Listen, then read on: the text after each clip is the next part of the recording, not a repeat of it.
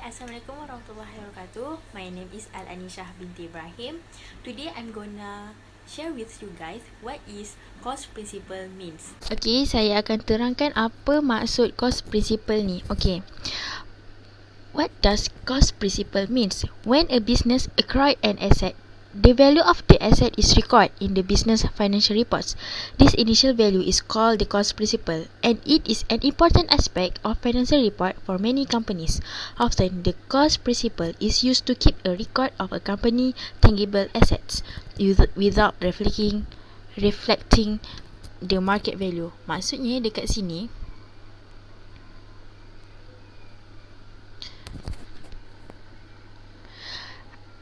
apabila sesuatu perniagaan memperoleh aset, nilai aset tersebut dicatat dalam laporan kewangan perniagaan.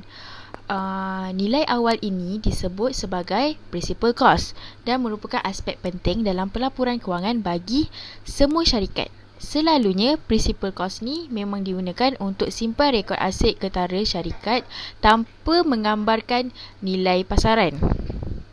Kita teruskan dengan definition cost principle. Okay, the cost principle is an accounting principle that record assets at their respective cash amount at the time the asset was purchased or acquired. The amount of the asset that is recorded may not be increased for environments in market value or inflation, nor can it be updated to reflect any depreciation. Assets they are recorded can include short-term and long-term asset liabilities and any equity, and these assets are always recorded at their original cost. Maksudnya dekat sini prinsip cost adalah prinsip perakaunan yang mencatat aset pada jumlah tunai masing-masing pada masa aset itu dibeli atau diperoleh. Jumlah aset yang dicatat mungkin takkan ditingkatkan untuk peningkatan nilai pasaran atau ketika inflasi. Juga tidak dapat dikemas kini untuk mencerminkan penyusutan. Aset yang direkodkan boleh merangkumi aset jangka pendek dan jangka panjang, liability dan sebarang equity, dan aset ini selalu dicatat pada kos asalnya. Oftentimes, the financial record may track the depreciation or growing value of acquired asset. However, the cost principle will remain the same. Additionally, the cost principle is also referred to as the historical cost principle, meaning that no matter the appreciation or depreciation an asset goes through over time, the original cost of the asset at the time of acquiring in the value that is kept as the cost principle. Seringkali rekod kewangan dapat mengesan penyusutan atau peningkatan nilai aset yang diperoleh, namun prinsip cost tetap akan sama. Selain itu, principal cost ni juga disebut sebagai prinsip kos sejarah, yang bermaksud bahawa tidak ada kira-kira atau susut nilai yang dilalui sesuatu aset dari waktu ke waktu. Kos asal aset pada saat memperoleh adalah nilai yang disimpan sebagai kos prinsip. Maksudnya maksudnya dekat sini,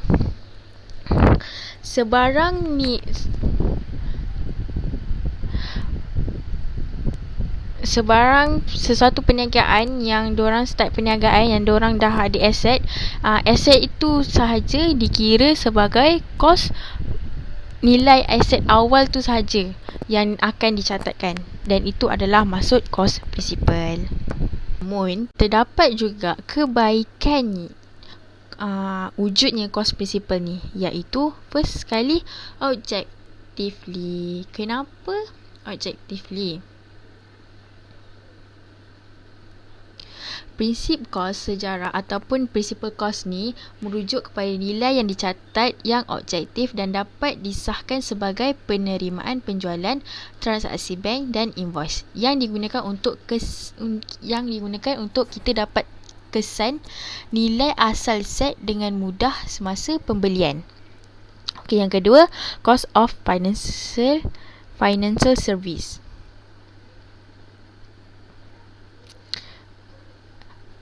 Maksudnya, kos pemeriksaan kewangan. Apabila perniagaan menggunakan penasihat kewangan atau accountant, ia mungkin akan mengalami perbelanjaan tambahan untuk perkhidmatan ini.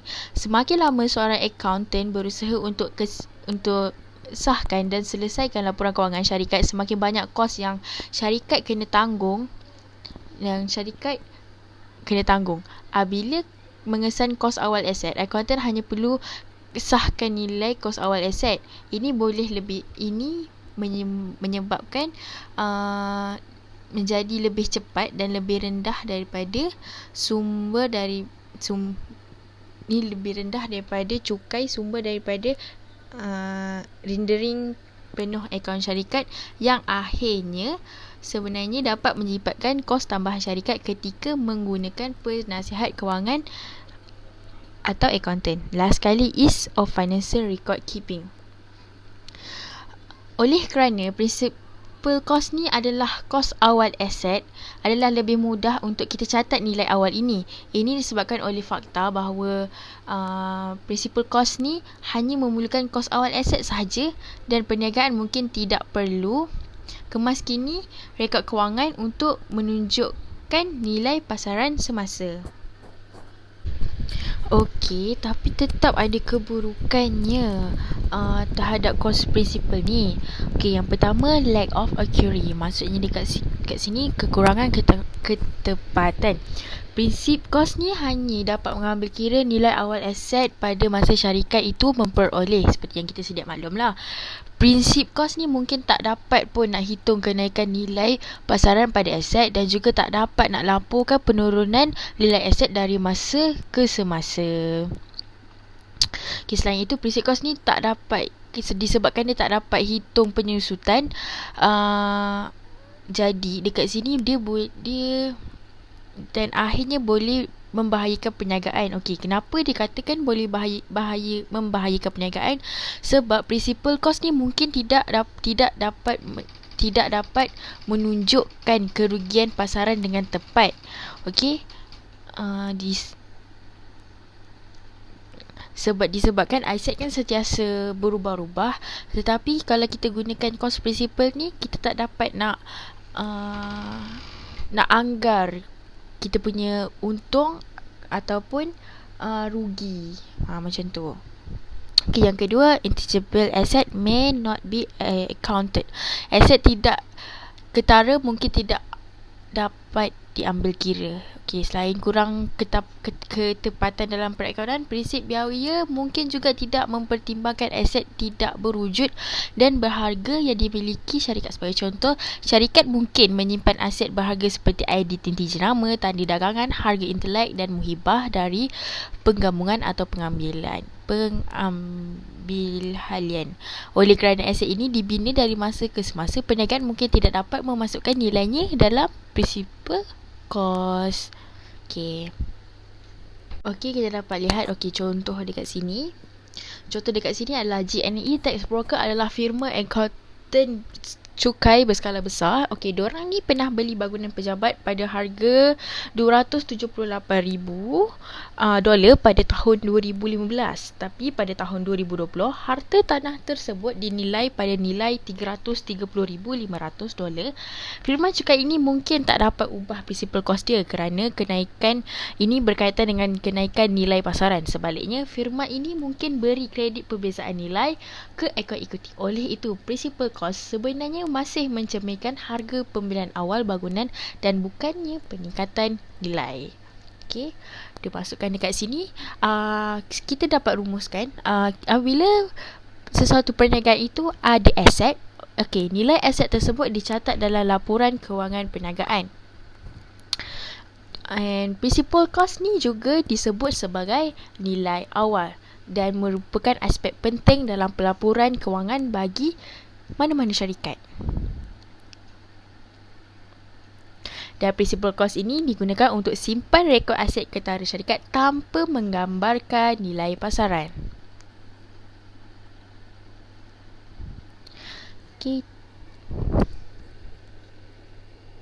Okey, kita dapat lihat contoh dekat sini. Contoh dekat sini adalah GNE Tax Broker adalah firma accountant cukai berskala besar. Okey, diorang ni pernah beli bangunan pejabat pada harga $278,000 pada tahun 2015. Tapi pada tahun 2020, harta tanah tersebut dinilai pada nilai $330,500. Firman cukai ini mungkin tak dapat ubah principal cost dia kerana kenaikan ini berkaitan dengan kenaikan nilai pasaran. Sebaliknya, firma ini mungkin beri kredit perbezaan nilai ke akaun ikuti. Oleh itu, principal cost sebenarnya masih mencerminkan harga pembelian awal bangunan dan bukannya peningkatan nilai. Okey, dimasukkan dekat sini. Kita dapat rumuskan bila sesuatu perniagaan itu ada aset. Okey, nilai aset tersebut dicatat dalam laporan kewangan perniagaan. And principal cost ni juga disebut sebagai nilai awal dan merupakan aspek penting dalam pelaporan kewangan bagi mana-mana syarikat. Dan principal cost ini digunakan untuk simpan rekod aset ketara syarikat tanpa menggambarkan nilai pasaran. Hello, Assalamualaikum warahmatullahi wabarakatuh. Hi, saya Nazziha. So today I would like to present about cost unit and cost center. So let's go. Okay, hari ini kita ingin bincangkan tentang cost center. Okay, dalam slide ni, a cost center is a product, physical place. For example, sales department or person within a business that can be held responsible for certain expenses ikut the running of that business. Okay, saya berikan contoh yang mana cost department cost center ni ialah semacam dikata istilah dia ialah yang satu unit atau satu unit firma atau lebih daripada satu firma menguruskan sesuatu belanjaan untuk menjalankan bisnes dalam sesebuah organisasi. Kita beri contoh tentang research and development lah. Research and development ni mereka ingin menyumbang idea dengan mengembangkan suatu produk baru. Oleh itu secara segala kos pembelanjaan produk baru tu mereka sendiri yang akan settlekan. Tapi mereka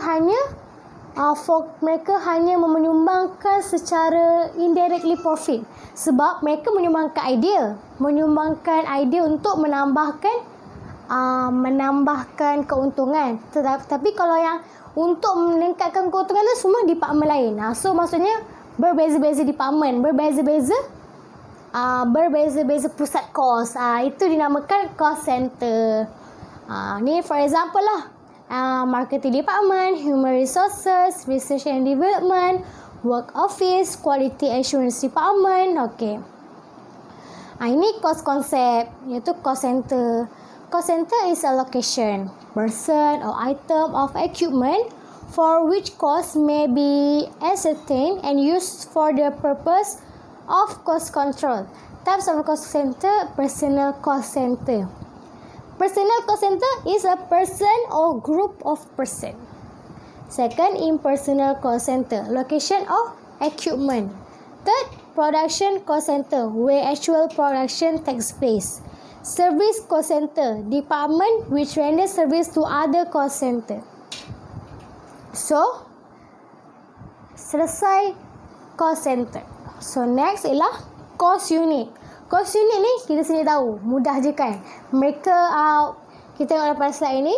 Cost unit ni ialah while preparing cost account, it become necessary to select a unit with which expenditure may be identified. The quantity upon which cost can be conveniently allocated is known as a unit of cost or cost unit. So, as for example, per person, per piece, per kg. Means mereka cost unit ni ialah quantitative unit yang kita kira je daripada segi macam per person, per kg tu. So, kita tengok lagi. Okay, example of cost unit. Contohnya automobil. Okay, automobil cost unit dia ialah number of vehicles. Itu adalah cost unit yang dimaksudkan. Kabel ialah meter dan kilometer. Simen, ton. Chemical or fertilizers, liter, kilogram, gas, cubic meter, power, elektrik, kilowatt hour. Kalau transport ni pula dia kira sebagai cost unit dia ialah kilometer, passenger kilometer, hospital, patient day. Itu semuanya ialah example of cost unit. So, main difference between a cost center and cost unit ni, cost center macam saya cakap tadi, dia more kepada location, a person or an item of equipment for which cost can be ascertained. Cost unit, a cost unit is a quantitative unit of product or service in relation to which costs are ni. So hotel example, so kita boleh tengoklah example dia. Macam contohnya hotel example lah. Restaurant, accommodation, bar, semua ialah cost center. Tapi bila cost unit ialah meal serve, occupied bed night, drink serve. Itu kita boleh faham. So ini adalah slide-nya. So cost center and cost unit is done. Jadi korang semua dah faham kan? Okay, so that's all from me. Thank you. Bye. Hai, Assalamualaikum. Nama saya Siti Syariza binti Mat Sidik, berumur 19 tahun. Saya dari DAT 3B. Hari ini saya akan bentangkan tentang cost object dan conversion cost. So, stay tuned. Cost object is any item or activity that separate measurement of cost can be traced. Maksudnya, item atau aktiviti yang dapat dikesan pengukuran kos yang terpisah. Nombor 2, cost accumulated to cost object are classified into various elements or categories such as material, labor and overhead cost. Ia adalah kos terkumpul ke objek kos yang dikelaskan kepada pelbagai elemen atau kategori seperti bahan, kos buruh dan kos overhead. Nombor 3, these costs are then assigned to cost object such as a product either directly or indirectly. Ia adalah kos yang kemudiannya diberikan kepada objek-objek kos seperti produk sama ada secara langsung atau tidak langsung. Contoh yang saya boleh bentangkan kat sini ialah objek kos termasuk kos menghasilkan produk. Contohnya kos penyediaan perkhidmatan, kos operasi departmen atau aktiviti apa pun yang diukur dan ditugaskan. Second contoh yang saya boleh beri, ini boleh menjadi produk atau barisan produk perkhidmatan projek, pelanggan, salur pendengaran atau aktiviti. Seterusnya, saya akan bentangkan tentang conversion cost. Conversion cost are costs other than material cost. Ia adalah kos yang selain daripada kos material. Nombor 2, ia adalah kos buruh dan overhead pembuatan yang diperlukan untuk menukar bahan mentah menjadi barang jadinya. Contoh yang boleh saya beri di sini,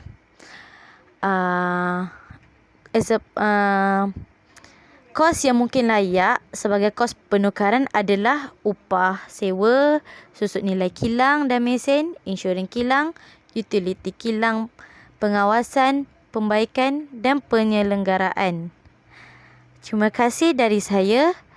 Sekian. Hai, Assalamualaikum. Saya Siti Syarina binti Mat Sidik. Saya berumur 19 tahun. Saya dari kelas DAT 3B. Hari ini saya akan membentangkan tentang opportunity cost dan incremental cost. So, let's go. Opportunity cost represent the benefit an individual, investor or business misses out on when choosing one alternative over another. Kos peluang mewakili faedah untuk individu, pelabur atau perniagaan ketika memilih satu alternatif daripada yang lain. Opportunity cost juga membuat satu keputusan atas keputusan lain yang boleh datang dalam bentuk masa, wang usaha atau utiliti. Kos peluang dapat membimbing anda untuk membuat keputusan yang lebih menguntungkan. Untuk opportunity cost formula, iaitu rumusan formula dia adalah opportunity cost FO subtract CO, iaitu return on a best foregone option subtract return on chosen option. Hari ini juga saya akan bentangkan tentang incremental cost. Incremental cost is calculated by analyzing the additional expenses involved in the production process, such as raw material, for one additional unit of production. Incremental costs might including the following: raw materials such as inventory, utility such as the additional electric needed to power the equipment, wages or direct labor that only involved in production, and shipping and packaging for the company. The benefit of incremental costs is understanding incremental costs can help a company improve its efficiency and save money. Ia adalah memahami kenaikan kos dapat membantu syarikat meningkatkan kecekapan dan menjimatkan wang. Bukan itu saja, kos tambahan juga berguna untuk memutuskan sama ada untuk mengeluarkan barang atau membelinya di tempat lain. Hanya pertambahan kos yang berkaitan yang dapat dikaitkan langsung dengan segmen perniagaan yang dipertimbangkan ketika menilai keuntungan segmen perniagaan. Untuk example for incremental cost is a company is considering increasing their production of goods but needs to understand the incremental cost involved. Below are the current production level as well as the added cost of the additional unit. You semua boleh tengok dia punya cara-cara untuk mengira bagi incremental cost.